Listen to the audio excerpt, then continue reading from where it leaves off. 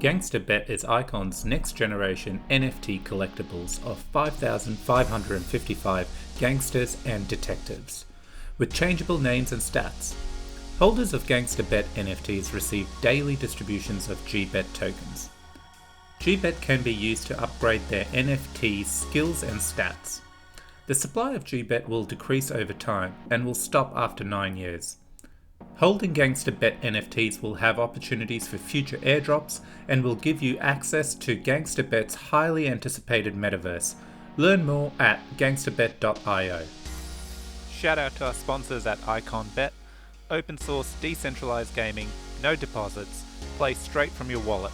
ICONFI, made by the players, for the players. Eye on Icon is proudly supported by Icon Nation and the Icon community. Hey everyone, welcome back to another episode of Eye on Icon, and with me as always, Icongrapher. How are you today? I'm doing pretty good. How about yourself? Good, man, good. What a big week it's been. Lots of news has dropped. Good, bad, I don't know, but let's discuss it. Let's dive right in. Markets, Icongrapher. Markets, what's happening? Well, we had a little bit of fun this week. I think it was kind of right when there's like the narrative brewing about, there's the sanctions and people trying to get potentially money out of Ukraine or out of Russia or whatever. And I can't remember if there was a specific impetus for it, but we went from like 38 to 45,000, something along those lines. In a span, I think it was just like a 1 day candle. If I remember correctly, it was like the biggest 1 day candle we had, I think, since the Elon candle like a year ago. So certainly felt like there was a lot more momentum. For whatever reason, it kind of stalled out over the last couple of days. I think we did the thing that we've seen 1,000 times now, where Bitcoin really starts to move really quickly, really violently, and the alts like don't move as much, and people start freaking out. But again, like whenever, historically at least, and things could always change, but the way it's just always happened is Bitcoin moves up pretty quick, and the alts just kind of get quote unquote left behind. But typically over time, the last couple of times like Bitcoin made its moves, it made all the way, went all the way to all-time highs, and it started falling a little bit. But that's when a lot of alts started hitting at least local tops and things like that. Like I think Bitcoin hit like 69, and then it started to fall, and I think ICX hit like 271 in I think it's November. And then, that's around when Bitcoin was like 55, and that's when everything about that point was kind of the local top for ICX, and that's when Bitcoin really started to make its move down. So I guess as far as like, if you're worried about ICX, I'd say, as long as we get continued upward momentum on Bitcoin, and I know it's gone down the last 24 hours or so, but, that sometimes happens. I think it's encouraging the move we got the last early this week. And so let's just hope it can continue. I've done zero technical analysis or anything like that. I'm just kind of more observational. Fez is the big TA guy, so I'll let him speak to that. Love my lines. No. Yeah. So I don't know where we might range here for a little bit. I don't know how much it was narrative driven. It looks like we started to decorrelate a little bit from the stock market. We were going up a good amount, and I think we had a pretty green day, and the market had a red day. And then the last couple of days, like the market was green yesterday, but we were red. So maybe we're getting a bit of a decoupling from the stock market. Yeah, look, I mean, with the world events as terrible, the so terrible things that are going on, I mean, the markets are, it's interesting because Bitcoin. Obviously, I found this part interesting. Just before everything happened, we had Bitcoin kind of go and start crashing. And thank you to Peter, a famous friend who always tweets, as soon as Bitcoin starts crashing or something, he starts talking about how gold. And at that time, gold had held its value. So in theory, Bitcoin failed. But literally after his tweet, as if on cue, every time where he puts out a tweet calling out gold superior to Bitcoin, Bitcoin then rallied, and gold fell, and then Bitcoin kept rallying.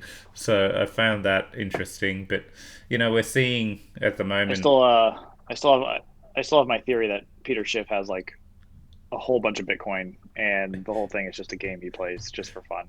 But I don't think to prove that. That's just a You know, thing that I think is very possible. look, I actually I think so as well, and now it's literally gotten comical levels. And every time he comments, it always goes the opposite. In fact, when he comments, the first comments are thank you. Tides are going to change now," and it happens. It's like when I Yeah, say your name I the mean other he's a, way. yeah, it's just a. I mean he's a pretty smart guy overall. It's just and he has like whenever he tweets about Bitcoin, it's like a really dumb tweet, so it doesn't compute with me. But I think just the fact that like every time he says anything about Bitcoin, it just like gets the whole community up in arms and drives him crazy. I'm sure he just like gets a kick out of that, and so that's why he keeps doing it. But again, just my opinion. Yeah, yeah, no, I reckon you're spot on. Um, look, TA, I'm not much. Thank you for the compliment. My TAs are just random lines, but yeah, I don't know. Even just looking at the daily over here, you can see it's kind of topped this resistance the third time in a row. Now, I believe this is considered bullish because a double top isn't, but triple. If it keeps hitting it, it could be considered it'll break through next round if it keeps going. But you just don't know at the moment. I think that market sentiment and the unknowns and what's happening in the world, well, it's too hard to really call. Is it a reversal? Is it found real utility? Is the idea that people are able to move around money at the moment through Bitcoin in a much needed way is what's driving attention to it and further adoption. There's so many pieces at play, so couldn't really comment. But overall, I think ICX is. I try to reshape this line to identify support. So if this is kind of a support that is valid, we've bounced off it. Will it last? Let's see. Time will tell. Let's move on. There's a lot of news. Markets is just hard to look at the moment, especially the Yep. one that we want to moon. Okay, so first things first. The next thing we had is Icon 2.2. The revision 17 has been put up and been voted on. So that's exciting news. Do you want to give a quick rundown, Iconographer? Yeah, I mean, I like. There's nothing here that I think is overly. It's not gonna. Your average community member, I don't think anyone's gonna lose their mind too much over it. It just says it does kind of put into code, I guess you could say, a number of different kind of things we've been waiting for and been aware of down the pipeline. I think one to mention is the fact that we now go from 22 p reps to 25 p reps, so makes it a tad bit more decentralized. I don't know what that is, like 11% more decentralized or something like that, if you really want to quantify it. And there's some other, just kind of some more other technical upgrades. You can, if you're developer savvy, you can go definitely take a look through it and look through everything. Just some new functions and some new abilities as far as managing smart contracts and things like that. I think one of the other thing too is the CPS will now get funded by inflation itself as opposed to Mm. the the as opposed to the tokens getting burned. So that's another one that's kind of part of envisioned in ISS 3.1. That'll be implemented as well. So I know people were that's one of the things I think people were pretty aware of. But again, if you want to really comb through it, definitely dig through yourself and take a look. And there was also the as far as in terms of yeah, I would say just take a look at it yourself if you really want to take a deep dive, especially if you're developer savvy. Yeah, definitely. And look, there's the roadmap as well that has a bit more detailed information about what this get score owner and set API or get score owner. They're both get score owners about the APIs and stuff they enable, and there's a bit of a description there as well. So do check it out if you want to dive deeper. But overall, great news. And the last three, so from the way I understand it, it rotates. So PREPs will rotate into these slots, which is a bit different. Yeah. The three new slots. Yeah, yeah. So, well, that's what I was reading. Somewhere I read that's how it'll work. Okay, so that's that. Nothing else happened this week. That's the show. Icon Bridge. Okay, so let's break this down. Let's spend some time here, Iconographer. Yeah. So this came out right at the start of the month. I think BTP's obviously been on everyone's mind. Um, we've been it felt like towards the end of last year we were really gearing up for it. It seemed like it was right around the corner. But as you know, with some, we've seen some more transparency and some greater insight into what exactly the process is, and more importantly, why it's taking longer than it is. And we were made aware of an issue regarding the amount of gas it requires in order to basically in order to operate BTP kind of in its quote unquote current form.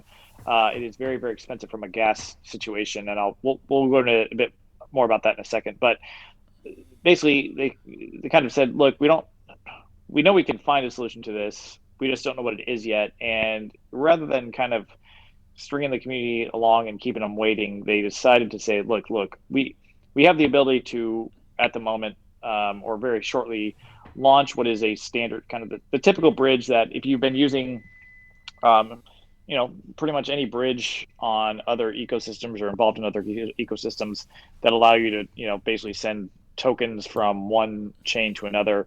It's something that you're going to be very familiar with. And so it's kind of a stripped down version of BTP, if you will.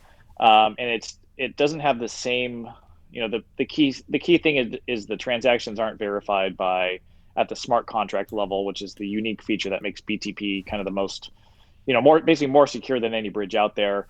Rather, each transaction is going to be verified by ICON, which is again not unprecedented. It's basically the same way that the ICON blockchain operated between when mainnet first launched and when the kind of the P it got turned over to P reps back in 2018, 2019. Hmm. When was that? 2019. Um, and so it's not totally unprecedented. So for the time being, Icon will be the one to basically verify that transactions are good. So as long as as long as you trust Icon, you should theoretically trust these transactions being valid. And so and granted, it's not like I don't want to sit there and be like, oh yeah, it's a way better bridging solution than any other bridging solution out there. But I also think it doesn't have to be for the time being because again, we're still ultimately working towards BTP, which is there's some debate, but it aims to be the most unique and secure bridging approach once it eventually launches. But what Icon Bridge itself, basically, it doesn't need to be superior. It's a nice tool for us to have that will allow Icon and ICX to spread beyond just the Icon blockchain into other blockchains. And so that by itself, I think, provides some good utility, just as an ICX holder or someone who's uses is involved in the ICX ecosystem. Just having the ability to move over a token from another chain to Icon or ICX to another chain or whatever it is, just like you would on between BSC and Ethereum or Ethereum and Phantom or whatever it might be. That's a handy tool to have. Like in the same way that Ethereum has NFTs and Icon has NFTs, and Icon's NFT approach isn't really superior or better than Ethereum necessarily as far as the actual NFT architecture, but it's a nice thing for the ecosystem to have. It adds value to the ecosystem and all that other good stuff. So I guess I'll take a pause there and let you weigh in, and then maybe we can get into a bit more Yeah. about the actual gas issue. Yep. Okay. Well, yeah, that's where I was gonna go. I think stepping back and what you were saying, I can go for like. I've seen a few comments. I've been wanting to put out a tweet. I haven't been able to, but I think just coming back to the core of Icon Bridge is still the same. It is using all the work and the fundamentals of BTP.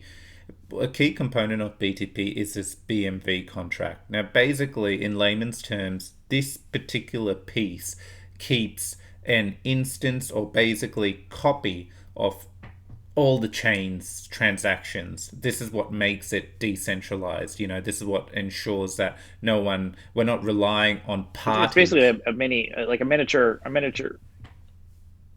It's a miniature copy of the origination. So it's basically a miniature copy of the entire blockchain itself. So it's not the same size as the Mm, actual one, but it's a kind of a stripped down version of it. But it's you kind of figure like an entire blockchain is not a small piece of data No, exactly. by any means. And that exactly, and this is where the transaction piece, well, when it's stuff's happening on Moonbeam, when stuff's happening on BSC, this BMV component keeps track of all of that. Now, yes, it was identified. It was they were trying everything in different environments to resolve. A lot of solutions were put in place, but eventually one of the final tests was, well, we need to put these contracts out in on mainnet and really verify how bad these fees, because it's the fees is what was driving the daily operation of that contract for BTP. But it's strictly this component. So one of the solutions was, okay, well, we know we can fix this, and they have alluded to a fix, and there's a few options. However, that's going to take time. Now, I think from my point of view, and this is where I wanted to structure put out a bit of content when I've been seeing things said. I think overall, though, they're basically taking the same tech, all the work that has been done, and they're just refactoring this BMV that would normally handle all the verification of the transfers to now a central kind of, so the foundation will run that component. So they have to make a small change there. But otherwise, everything we know about BTP, the way BTP operated, which is bi-directional, essentially they can take the contracts once built and connect them, fork them, make sure they're correct for the other chains and put them on. This can be done. The value add for ICX. So one of the other questions is like, well, why go ahead with this? We have Orbit Bridge connected to ETH, etc. And that's good. But remember, BTP's ultimate goal here and value add for ICX is the more that this bridge gets utilized, the fees, things like that, ICX is used, that ICX either goes to fund new projects or gets burnt. This is the one value add piece that has not changed even with Icon Bridge. This is still there, and it still is very relevant. And if anything, one of the good things to come out of this, should I say, the good thing is, well, now this current Icon Bridge solution, because the BMV is out the picture, this BMV is what required many of the chains to hard fork.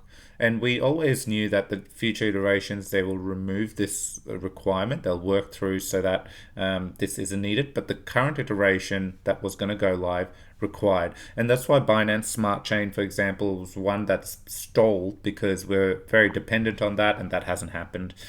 However, here we don't need to wait for that. Now we can start pushing through with any of the bills and get them integrated and live for Icon Bridge. So I think it's a bittersweet. Like for me, Icongrapher, it's more around, I think being connected to Binance Smart Chain offers a ton of opportunities. Like the other day I was thinking, we have Orbit Bridge that you can move your stablecoin to USDT or USDC, but then you have to go to Ethereum, suffer those gas fees, and move it to an exchange if you want. With the Binance Smart Chain, you could literally just hear me out here, hypothetical. The Icon Bridge is live, orders come through, they kick off an incentive program, just saying out loud, where they incentivize BNUSD and USDT on PancakeSwap. So, you provide liquidity there, you get ICX, maybe that pool gives you an APR of 30%, I don't know. So you go do that, but all of a sudden this option opens up to you where you can move from here via Icon Bridge to Binance Smart Chain, swap into USDT, and move it into Binance or one of those cloud services that accept that chain. So all of a sudden you've got a quicker way to get to an exchange in a gas saving way. So I think some of the options this opens up for all of us Iconists is huge. I'll pause there. Icongrapher, thoughts? Yeah, I mean, as you were there's a number of different possibilities in the utility that gets generated just by Icon Bridge itself, and so that's why I think a lot of people are fixated on BTP still just being a little ways out, which obviously sucks. But it's either we can have BTP a little ways out and have to wait for it, or we can have BTP a little ways out, but at least have this interim solution provided to us that could again provide utility for both Iconis, but also for the very certain decentralized applications running. Balance can launch a pool with like Moonriver / ICX pair, things like that. Mm. Ohm wants to launch some new markets with some of the other tokens that we get from other chains. So that by itself can potentially draw in users. I think the other thing we should note too, just for the sake of like, I don't want to say, basic full disclosures, because it has been mentioned, but the formal they will launch without a formal audit happening, which I think kind of potentially scares off some people. I will say that the team internally, it sounds like, is doing everything they have a lot of internal code reviews and everything like that. They don't have any interest in launching anything that's going to cause any problems or have any issues or anything like that.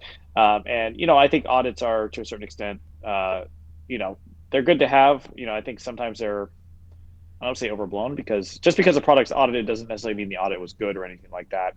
I think that's potentially an issue where people sometimes see the stamp of audit and they say, okay, it must be good. So like with anything, you always want to be cautious, know what the risks are of using various things.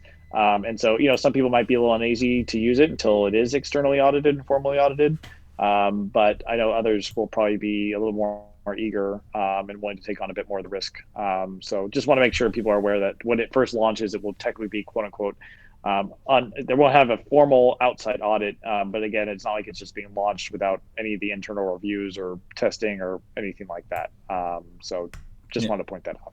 Yep, no, and it's a great call out because, I mean, yeah, this is kind of, I don't know how I feel, but when I reflect, I've seen many protocols and things like this happen as they launch, pre-audit, full disclaimers.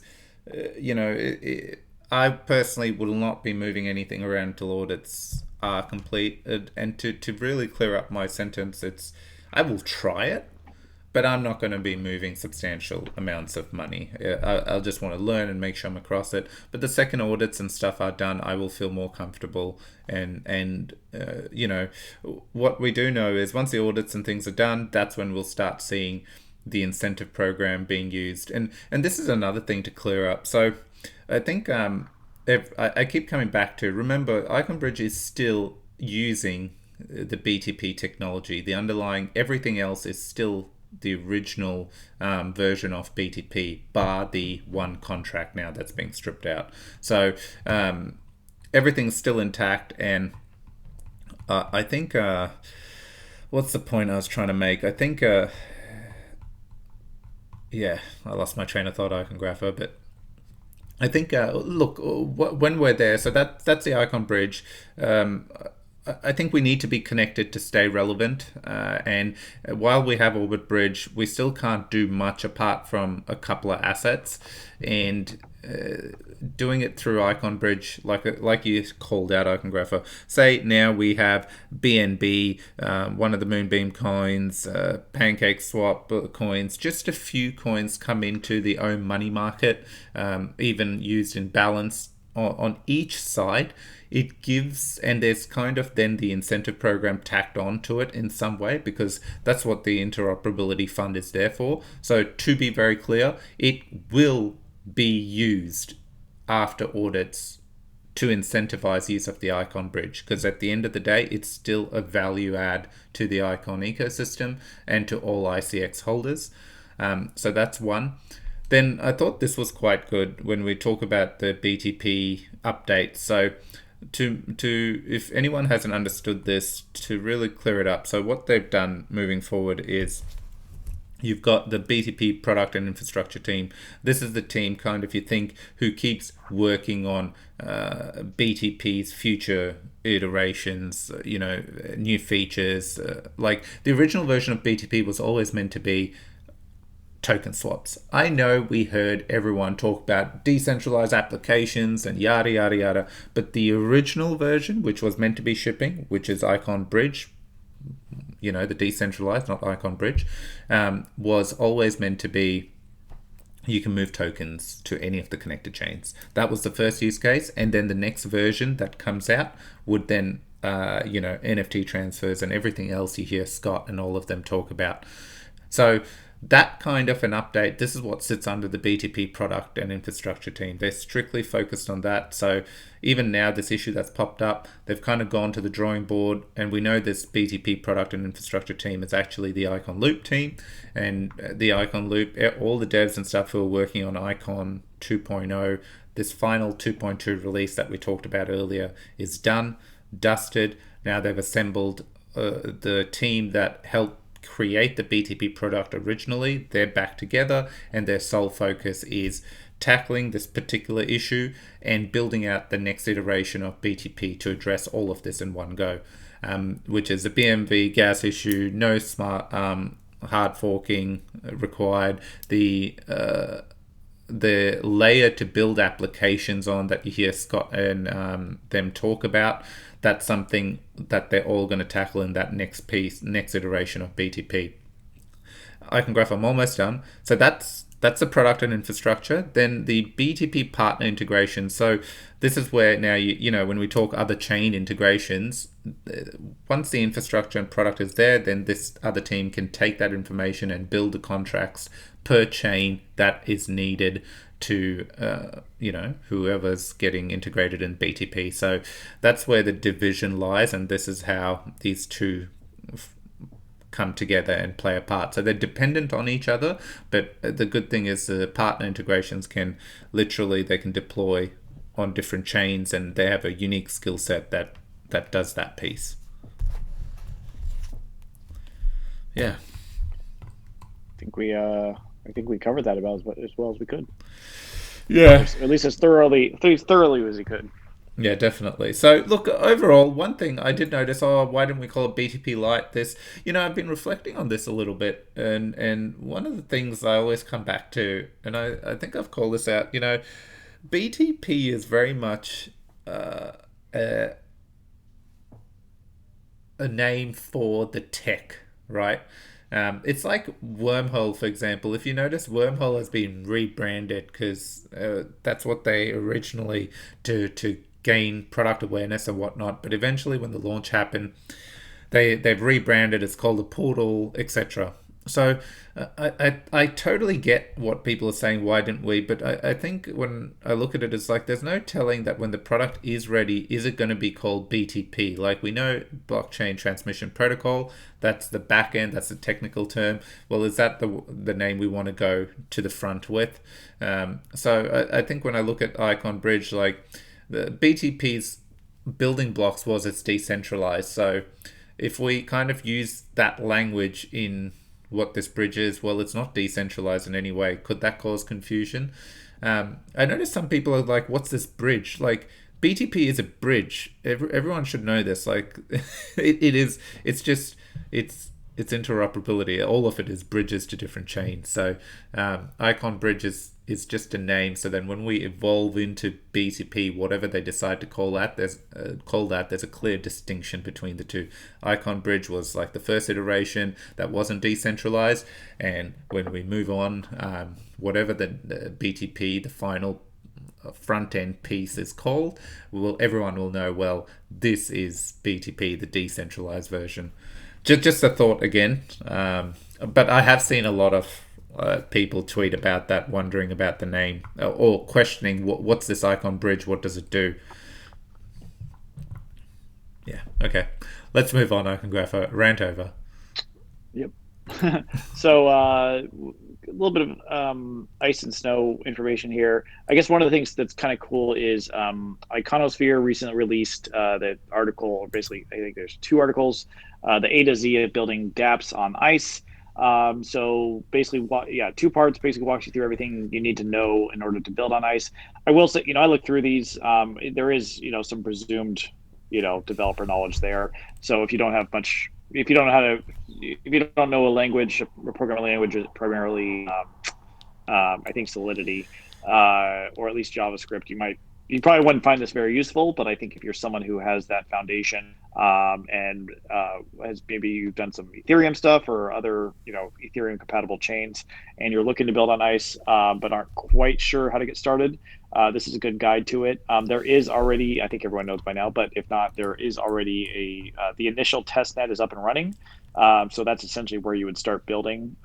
So which is kind of nice because, by the time Ice eventually launches, we'll have a lot of testing and product development and everything like that, kind of already completed and everything like that, just based on being able to build out on testnet and test it and all that other good stuff. So that that'll make for a more exciting launch, I would think. But anyway, if you're again, if you have a development background, you're listening and you want to maybe potentially start getting involved in building something on Ice, definitely encourage you to read these articles, well written, well thought out, and I haven't used them specifically, but I imagine they set you up with everything you need to know if you want to get going on building. Yeah, look, it's great. This is the kind of information was lacking originally. So, as in, if you reflect on Icon's history, probably that's some of the things that is still criticized. The dev component, that information isn't up to date, not detailed, how to get started. So, a lot of feedback that has been taken in from that when doing Ice and Snow, they are trying to remedy that, putting through user guides. And you're right, like some of this stuff, to me, it's not, I wouldn't be able to take this and run with it, but I can see many people in the community who are getting started, they could look at these articles and literally run with it and learn a lot. So ICONFI there, putting out the great content for one of the teams helping build Ice and Snow. So that's great to see. And look, I think the other part of what we had was, so we saw, if you hadn't already, I actually have the page. We know they've done the milestone. Now, I know when people look at it, it's in phases. It's not really giving a timeline. I get it. I think one thing Iconographer we were talking about earlier before this, and I was telling the story, like, Ice and Snow is interesting because it was Ice. Its original pitch was the EVM layer for Icon, and since then the story has changed so much. It's no longer just a chain by itself. It's decided to go be part of the Polkadot ecosystem, be a parachain, which means following those rules. That is, then we saw Snow. Well, that was never the game plan, but in order to be a parachain, you need to have on the Canary network. So Snow was born, and part of this is then following that ecosystem, the tools you have to put in place, and the steps you have to take in order to even get started with Kasuma first, before then you can go with for a slot on DOT. So I'm being vague there, but there's a lot that needs to happen that I feel maybe everyone hasn't realized, that this transition means things are going to take a little longer. Even if, say, the team has a blockchain ready to ship, they can't.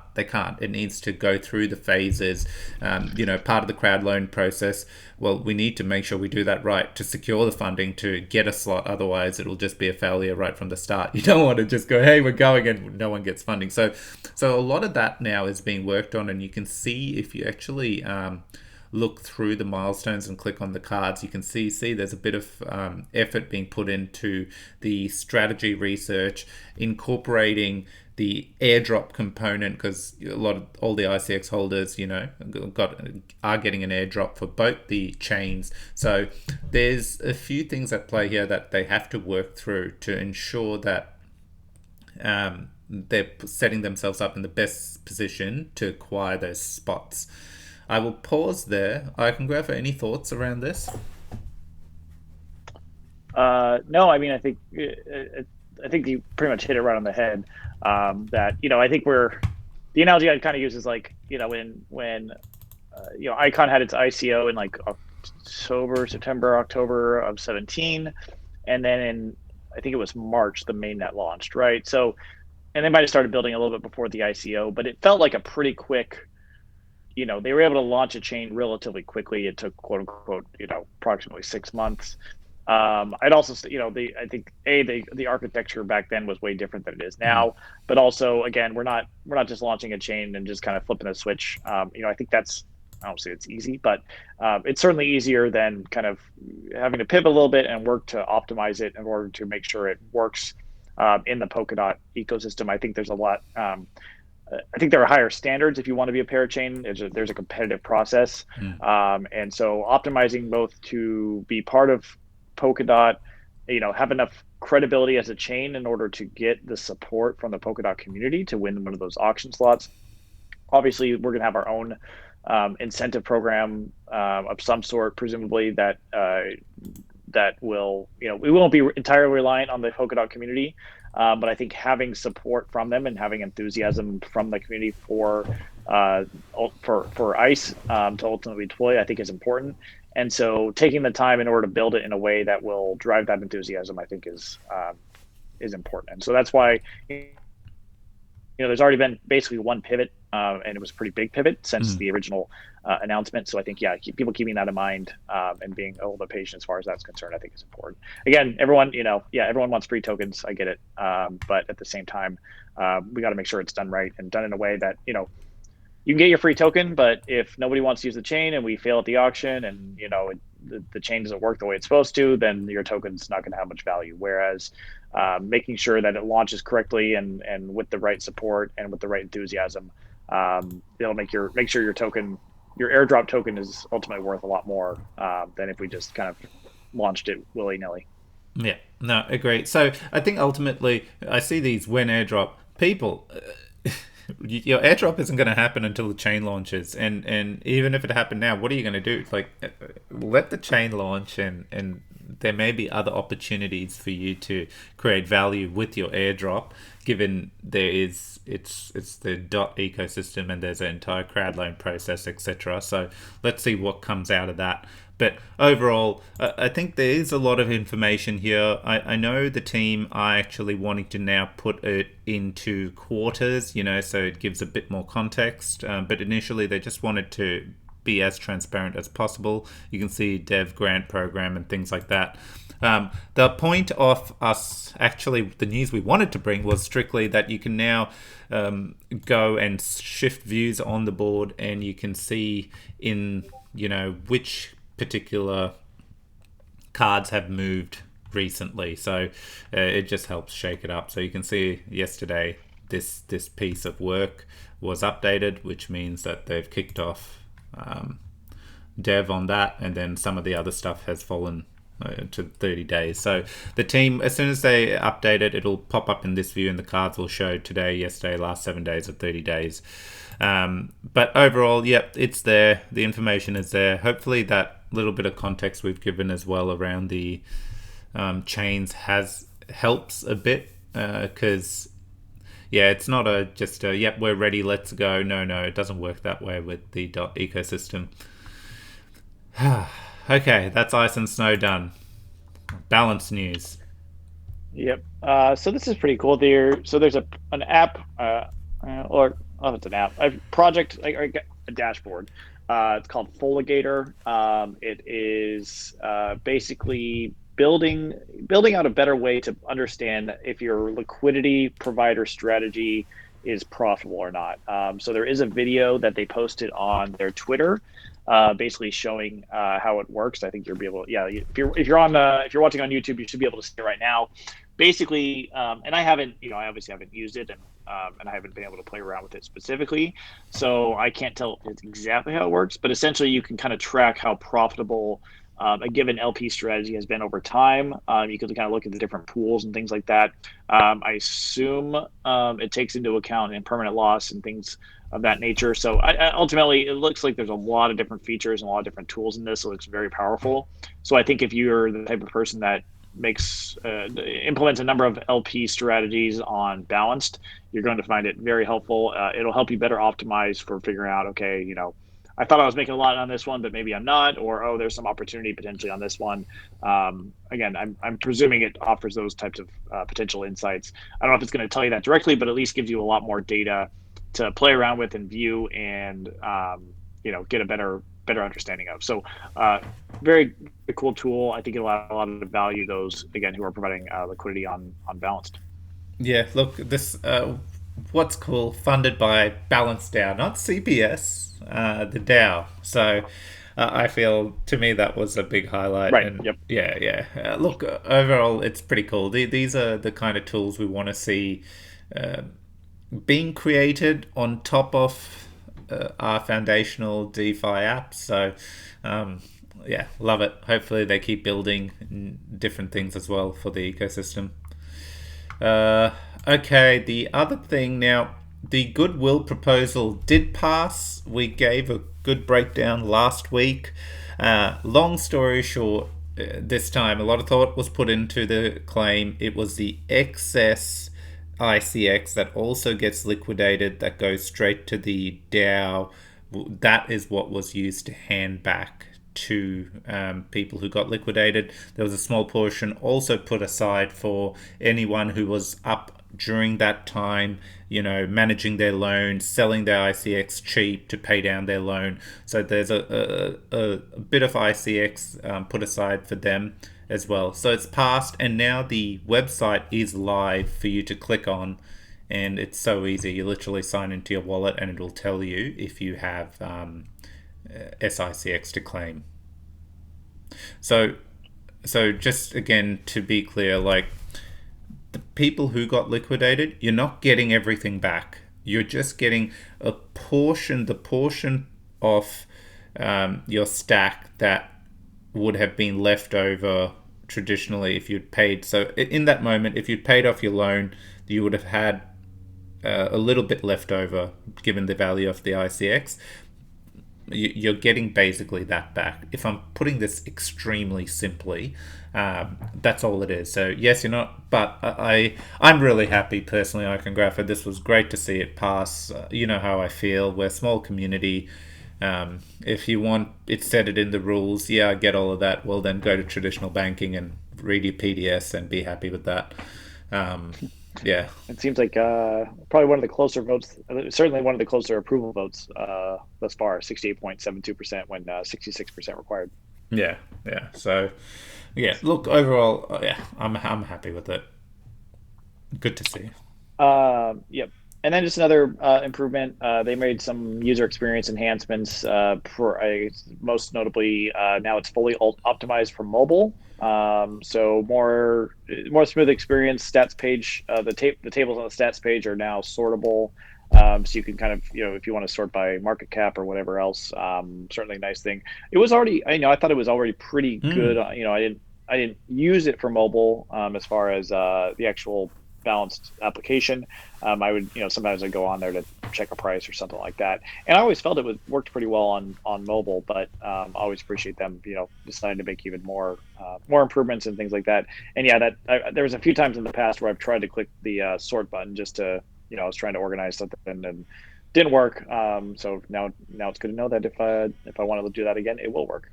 Yep, yep. Love some UX enhancements. I'm sure Parrot 9, that's been bugging them from day one. Any imperfection. No, that's great. What else have we got? Okay, I think that's balance news done.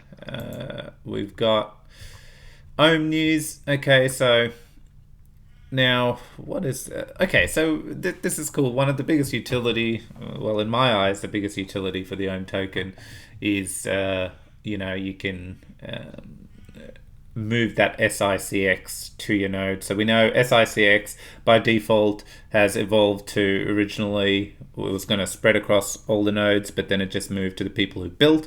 When Ohm launched, Ohm introduced, you can stake and then you can pick the P reps the SICX gets staked to.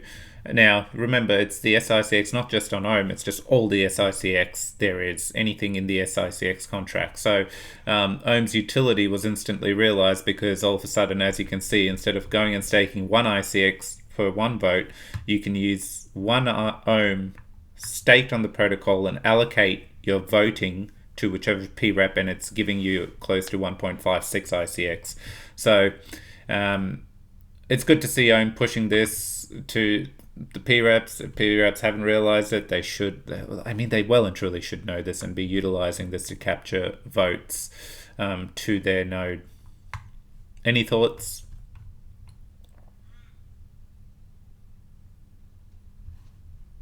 Yeah, Iconographer. no, it's a. I was trying to think of a way to describe this as like leveraging governance or something like that.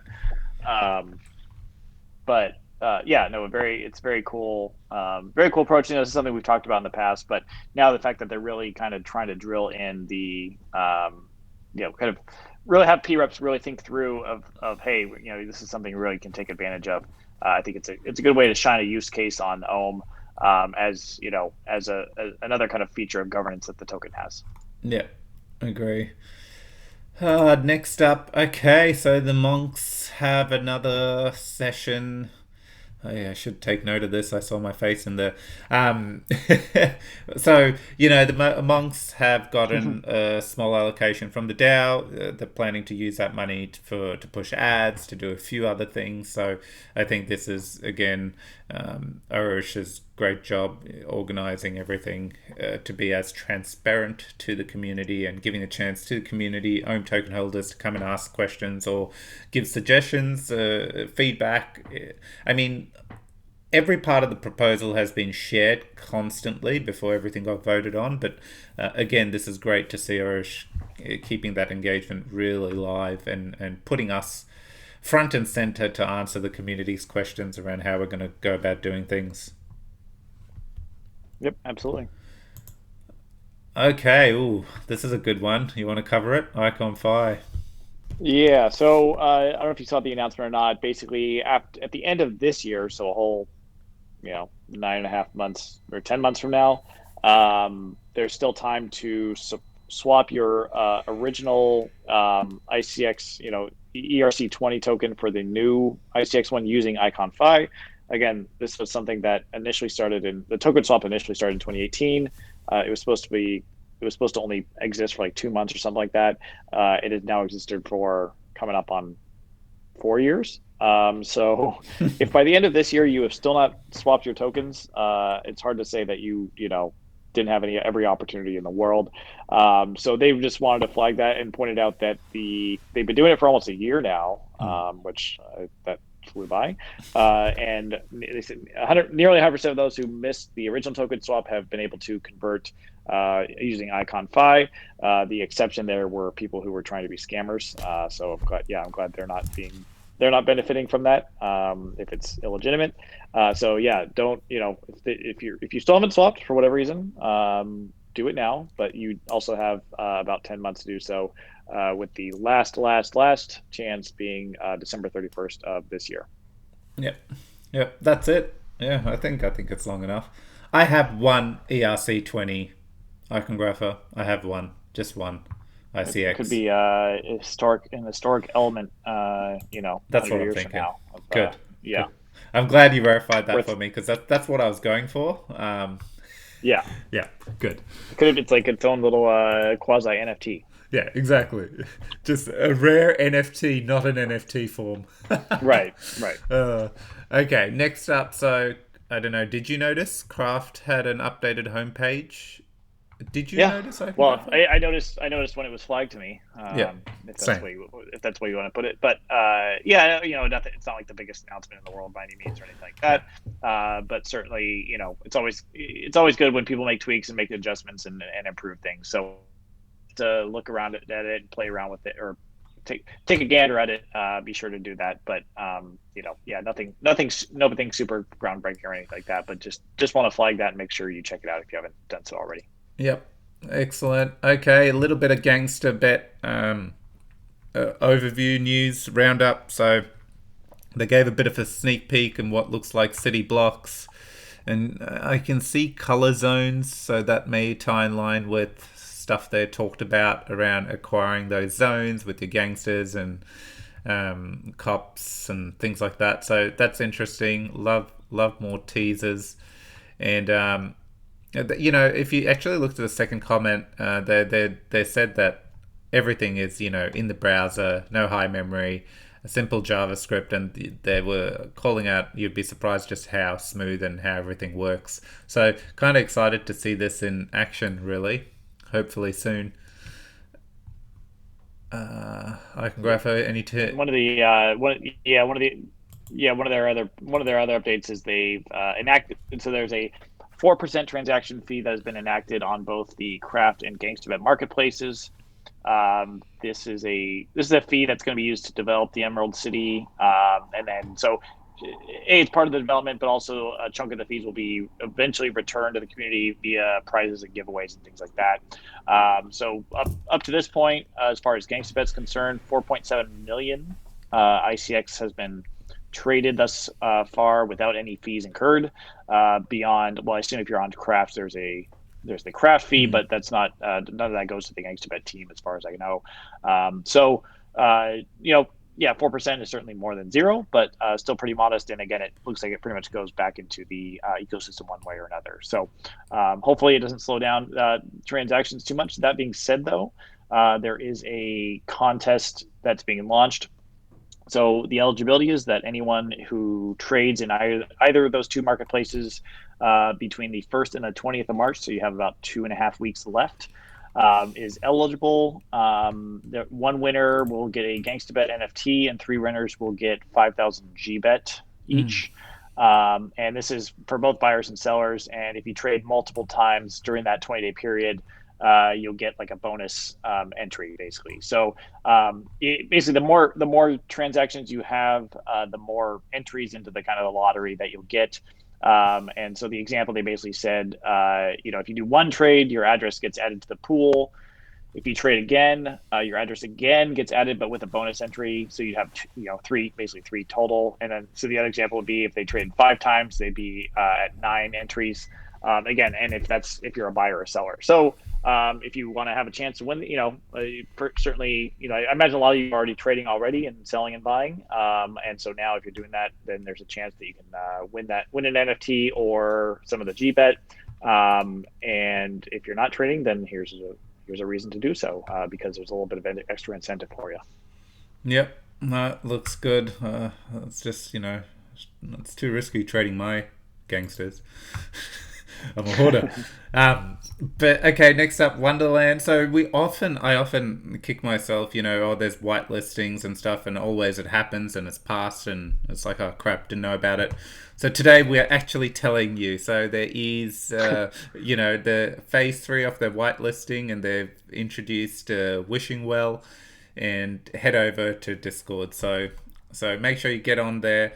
Get in the Wonderland Discord and figure out how you need to take part to make sure you get on the whitelist for phase 3. And thanks, Donnie. I believe he left a little note for us. He went to the Wishing Well and wished for us to get more viewers and followers in on Icon. So the man's got a heart of gold. Cool. Anything else you wanted to add on this one, Iconographer? Nope. No. I think you pretty much covered it. Cool. Okay, then the last thing. So I think this was really good to see community band together, with everything going on in the world. And I was actually talking to Brian the other day about this, and where, I don't watch a lot of news or anything like that. My literally default now, what I take away is what I get from Twitter. And pre what's happening in the world today, pre that, it was majority basically crypto. But obviously since what's been happening, the feed has changed considerably. Even on the side, you can just see over here what's going on, and even in the feeds. And we're starting. What I really stood out to me is like people in the community or have spoken to, that you've had contact with, are now there, and you're seeing that they're living through and they're going through this. So that's been quite normally, if you're very detached, and it's just human nature, if it's happening somewhere else, you think, but you don't know anyone, so you may not be as connected to it. But I really feel in the crypto space, this has changed, where when these things are happening, as terrible as they are, and then you hear, oh, I know this person, they're there, and you're like, oh my God, and you start really getting involved, and it impacts your thoughts. It's always in your thoughts. So I thought this was really good that studio, the Tamashi clan, they got together. They actually, it was one of the 12-year-old who in Ukraine, the guy's daughter who drew this, and they incorporated it into an NFT and auctioned it off with all the proceeds going to him in Ukraine to help, for whatever they need over there. So this was really cool, really good to see, and just great to see the community band together. That's all. Iconographer, anything? No, I think you said it well. Yeah. And on that note as well, I don't have this up. I did notice as well Project Nebula donating and doing something different but similar. They've taken some of their work and donated it, and then trying to raise funds to send across to Ukraine. So that's great to see, and we've seen this across crypto, really. Like, so many people are banded together to try and help get money to the people that need it, whether it be just to survive, to eat, to whatever they need. So it's sad, but it's so good to see that all these communities banding together and try and help in every way they can. Okay, I think that's the news for today. As always, definitely not financial advice. Do your own research there and all that jazz.